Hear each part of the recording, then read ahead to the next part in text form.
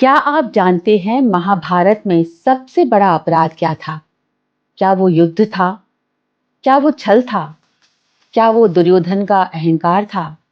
नहीं, इनमें से कुछ भी नहीं। सबसे बड़ा अपराध था गलत समय पर मौन रह जाना। जब भरी सभा में द्रौपदी का अपमान हो रहा था, तब वहां पे बड़े बड़े योद्धा थे।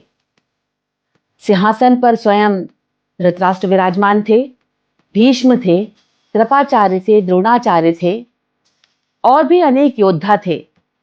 लेकिन उनमें से कोई भी कुछ नहीं बोला। कभी कभी अन्याय करने वाले से ज्यादा अन्याय होता देखकर चुप रह जाने वाला दोषी होता है। महाभारत एक ऐसी सीख देती है जो आज भी उतनी ही प्रासंगिक है। वो ये कि गलत समय पर मौन रहना बहुत बड़ा अपराध है। नमस्कार। उज्जैन की पावन भूमि से मैं कीनल त्रिपाठी आप सभी का स्पिरिचुअल कीनल में बहुत बहुत स्वागत करती हूँ।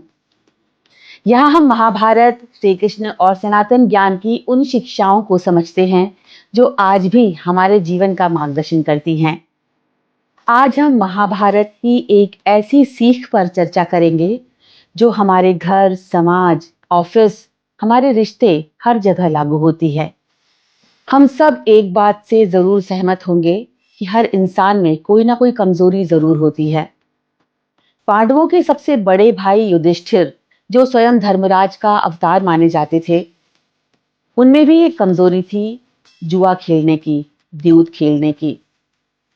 कौरवों ने उनकी इसी कमजोरी का फायदा उठाने की सोची और उनसे उनका सब कुछ छीनने के लिए उन्हें छल पूर्वक द्यूत खेलने पर मजबूर किया। और जब वो अपना सब कुछ हार गए तो उन्हें उकसाया गया, उन्हें उनकी पत्नी द्रौपदी को दांव पर लगाने के लिए। वो बहुत भारी मन से उन्होंने द्रौपदी को दांव पर लगाया और वो दांव भी वो मामा शकुनी के छल के कारण हार गए। जब द्रौपदी को कौरवों ने जीत लिया तो उन्होंने उसे भरी सभा में बुलाना चाहा। उन्होंने दूत भेजा। द्रौपदी ने आने से मना किया। उन्हें उचित नहीं लगा, उस समय वो रजस्वला भी थी। जब दूत सभा में खाली हाथ लौटा और बताया कि द्रौपदी सभा में आने से मना कर रही हैं, तो दुर्योधन ने अपने छोटे भाई दुशासन को द्रौपदी को लाने भेजा। दुशासन ने काफी अपमानजनक तरीके से बालों से खींचकर द्रौपदी को सभा में लाए और उसके बाद उसे तरह तरह से अपमानित किया। यहां तक कि द्रौपदी का चीर तक हरण करने की कोशिश की गई। ये सब देखकर पूरी सभा मौन थी। क्या भीष्म पितामह, क्या गुरु द्रोण, क्या कृपाचार्य, स्वयं धृतराष्ट्र, सभी लोग मौन थे। कोई कुछ नहीं कह रहा था।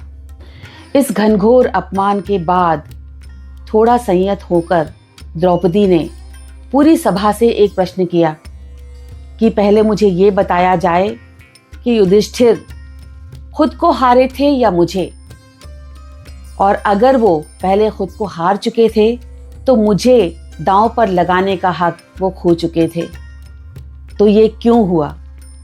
तब भी पूरी सभा मौन थी, कोई कुछ नहीं बोला। मौन हमेशा तटस्थ नहीं होता। हमें लगता है चुप रहना सुरक्षित है, लेकिन हर परिस्थिति में नहीं। जब भी किसी के साथ कोई अन्याय हो रहा हो, ऐसे समय मौन रहना उस अन्याय को और बढ़ावा देना होता है, और ये मौन बहुत घातक होता है।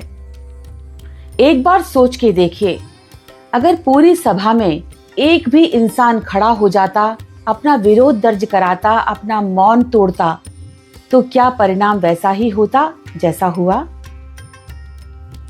हम अपने आसपास रोज ऐसी घटनाएं देखते हैं, चाहे स्कूल में बुलिंग हो, कॉलेज में रैगिंग हो, परिवार या समाज में किसी के साथ कुछ गलत हो रहा हो, ऑफिस पॉलिटिक्स हो, किसी महिला का अपमान हो रहा हो या किसी कमजोर के साथ अन्याय हो रहा हो। हम यही सोचते हैं, हमें क्या, हमारे साथ थोड़ी हो रहा है। लेकिन सोच के देखिए, हम भी इसी समाज का अंग हैं। भगवान ना करे कभी किसी क्षण हमारे साथ कुछ अनहोनी हो जाए और बाकी लोग वैसा ही सोचे जैसा आज हम सोच रहे हैं, तो क्या परिणाम होंगे? तो ये जो सोच है ना, हमें क्या लेना देना, यही सोच समाज को कमजोर बनाती है। एक छोटी सी कहानी से इसे और अच्छे से समझेंगे। एक लड़की की बड़ी कंपनी में नौकरी लग गई।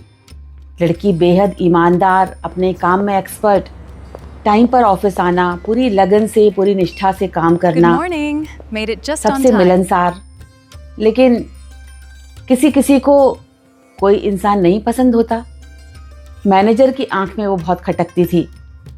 मैनेजर उसे हमेशा बात बेबात डांटता रहता, सबके सामने इंसल्ट करना, उसके अच्छे कामों का श्रेय भी किसी और को दे देना। ये सब चीजें चलती रही। लड़की टॉर्चर होती रही, काम करती रही। बाकी ऑफिस वाले सब चुप रहते थे। किसी को अपनी प्रमोशन का डर, किसी को अपनी सैलरी कटने का डर, किसी का कोई और कारण। कुल मिला के सबके अपने अपने रीजन थे और कोई आड़े नहीं आता था। सबको यही लगता था, हमें क्या लेना देना। लड़की धीरे धीरे डिसअपॉइंटेड होती गई। लड़की ने निराश होकर वो नौकरी छोड़ दी, लेकिन इससे किसी को कोई फर्क नहीं पड़ा। मैनेजर ने अगले ही दिन किसी और एम्प्लॉय को टारगेट करना शुरू कर दिया। तब जाकर बाकियों को ये बात समझ आई कि समस्या उस लड़की या मैनेजर की नहीं थी, समस्या थी उस मौन की। कभी कभी अन्याय को उसके समर्थकों से बल नहीं मिलता, बल्कि अच्छे लोगों की चुप्पी से ज्यादा बल मिलता है। तो ये बात एक बार फिर सिद्ध हो गई कि गलत समय पर मौन रह जाना बहुत घातक होता है।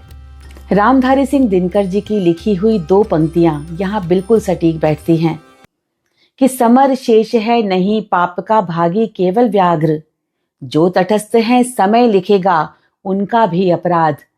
तो आज से ही तटस्थ रहना छोड़ दीजिए, मौन रहना छोड़ दीजिए और अपने आसपास कुछ भी गलत होता देखें, कोई अन्याय होता देखें, अपना विरोध जरूर दर्ज कराएं और अपनी बात जरूर रखें। बात अगर दिल को छू गई हो तो लाइक कीजिएगा और कमेंट में जय श्री कृष्ण लिखिएगा। ऐसे ही वीडियो और देखने के लिए मेरे चैनल को सब्सक्राइब कीजिए। जय श्री कृष्ण।